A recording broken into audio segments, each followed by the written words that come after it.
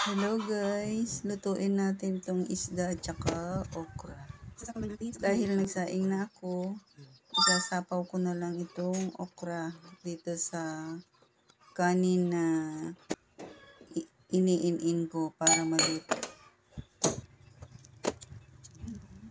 Ganyan lang ginagawa ko minsan. Isasapaw ko lang sa kanin. Madali namang maluto eh. Tapos, isasawsaw ko lang yan sa bagoong na may kalamansi. Yan. Iprito naman natin yung isdang bisugo.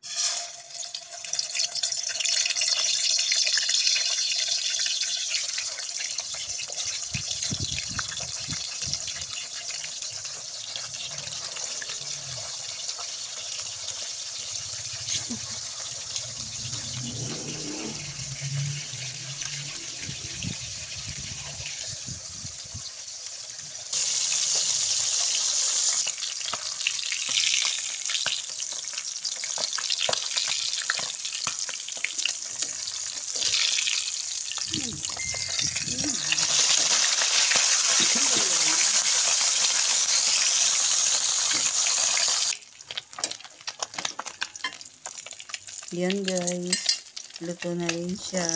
Pwede nang kumain. Pwede nang kumain guys.